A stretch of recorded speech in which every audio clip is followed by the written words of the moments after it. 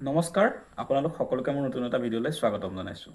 আজি মুখ্যমন্ত্ৰী মহোদয়ে নিযুক্তি প্ৰক্ৰিয়াৰ সন্দৰ্ভত যিটো কথা ক'লে যে ২৬ত নহয় ২৭ৰ পৰা হ'ব, আৰু হয়তো বহুতৰে মনটো সেমেকি গৈছে যে নিযুক্তি প্ৰক্ৰিয়াটো দেৰি হ'ব। প্ৰথমতে তেওঁ কি কৈ লৈছে ভিডিঅ'টো মই দি দিছোঁ, আপোনালোকে চাই লওক। তাৰপিছত মই এই সন্দৰ্ভত কথাখিনি আপোনালোকক জনাইছোঁ যে ২৬ত ইণ্টাৰভিউ হ'ব নে নহয়।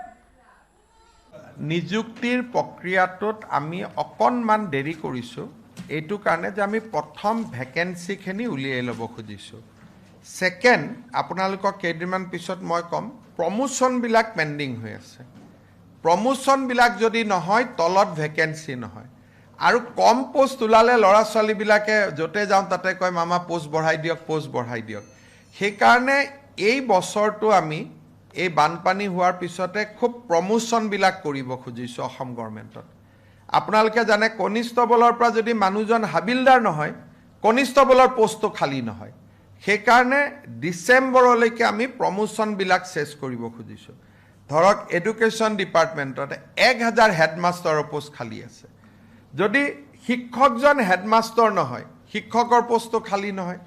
সেইকাৰণে আমাৰ টাৰ্গেটটো হ'ল ২ লাখ ভেকেঞ্চি ওলোৱা, যাতে এই ৫ বছৰত আমি ২ লাখ বা মোটামুটি ২ লাখ নিযুক্তি দিব পাৰোঁ। সেইকাৰণে এই বছৰটোত আমি প্ৰমোশ্যনখিনি কৰিম, যাতে মেক্সিমাম ভেকেঞ্চি উলিয়াব পাৰোঁ। আৰু ২০২৭ চনৰ পৰা আমি এপইণ্টমেণ্টবিলাকৰ কাম আৰম্ভ কৰিম। ২৬ চনটো আমাৰ হ'ল পোষ্ট বিচৰা কাম, যে মেক্সিমাম পোষ্ট যাতে আমি বিচাৰিব পাৰোঁ।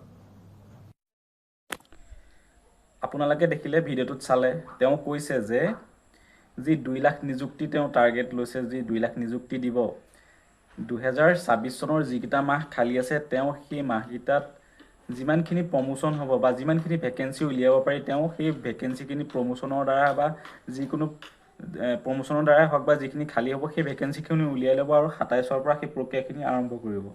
কিন্তু আমি যদিহে চাওঁ, যোনটো আমাৰ অসম আৰক্ষী বা বন বিভাগত যি ৫,০০০ পদ মুকলি হৈ আছে, সেইখিনি ভেকেঞ্চিটো আমাৰ ২০২৫ চনতে আমি এপ্লাই কৰিলোঁ। ২৫ চনতে এডভাৰটাইজমেণ্ট ওলালে, ২৫ চনতে আমি এপ্লাই কৰিলোঁ। অলমষ্ট এতিয়া এবছৰ কমপ্লিট হ'ব হ'ল। গতিকে এইখিনিতো নতুন পোষ্ট নহয়, এইখিনিতো ২০২৫ চনৰ পোষ্ট। গতিকে আপোনালোকে ভাবি চাওক তেওঁ কি কৈছে। মোৰ হিচাপত যি নতুন ২ লাখ হ'ব সেইখিনি নিযুক্তি প্ৰক্ৰিয়াহে ২৭ৰ পৰা আৰম্ভ হ'ব। কিন্তু এইখিনি আমাৰ যি অসম আৰক্ষী, অসম বন বিভাগৰ যিখিনি পদ আছিলে সেইখিনি ২৫তে ওলালে। গতিকে এইখিনি প্ৰক্ৰিয়া তেওঁ যি কৈছিলে যে নৱেম্বৰ ডিচেম্বৰ মাহত শাৰীৰিক পৰীক্ষা অনুষ্ঠিত হ'ব, মোৰ মতে যদিহে ভেকেঞ্চি অসম আৰক্ষীত বা অসম বন বিভাগত ইনক্ৰিজ নকৰে, তেতিয়া নৱেম্বৰ আৰু ডিচেম্বৰ মাহতে ইণ্টাৰভিউ অনুষ্ঠিত হোৱাৰ যথেষ্ট চান্স আছে। বুজি পালে আপোনালোকে? গতিকে আপোনালোকে ইমান হতাশ নহ'ব। আপোনালোকে ভালকৈ নিউজটো চাই লওক। মই নিউজটো চাই পেলাই মই আপোনালোকক মোৰ অনুভৱ কৰিছোঁ যে মই ভাবিছোঁ যে এইখিনি কথা এনেকৈ হ'ব। কাৰণ ২৫তে আমি এপ্লাই কৰিলোঁ আৰু ২৬ চনত এবছৰ কমপ্লিট হৈয়ে গ'ল। গতিকে এইখিনিহে নৱেম্বৰ ডিচেম্বৰত হোৱাৰ চান্স যথেষ্টখিনি আছে। যদি এইখিনি ইনক্ৰিজ কৰে তেতিয়া কথাটো বেলেগ। কিন্তু তেওঁ গোটেই ২ লাখ যি নিযুক্তি দিব, সেই ২ লাখ নিযুক্তিৰ কথাটোহে কৈছে ২৭ চনৰ পৰা আৰম্ভ কৰিব। কাৰণ ২৬ চনৰ এই মাহকেইটা তেওঁ সেই ভেকেঞ্চিখিনি প্ৰমোশ্যনৰ দ্বাৰা বা যেনেকৈ নহওক উলিয়াই ল'ব। বুজি পালে কথাটো? গতিকে ইমান হতাশ নহ'ব, ইমান নিগেটিভ কথাবোৰ মনলৈ নানিব। গতিকে নৱেম্বৰ ডিচেম্বৰত শাৰীৰিক পৰীক্ষা হোৱাৰ সম্ভাৱনা যথেষ্টখিনি আছে। গতিকে মই এইখিনি কথাই বুজি পাইছোঁ, আপোনালোকক জনাইছোঁ।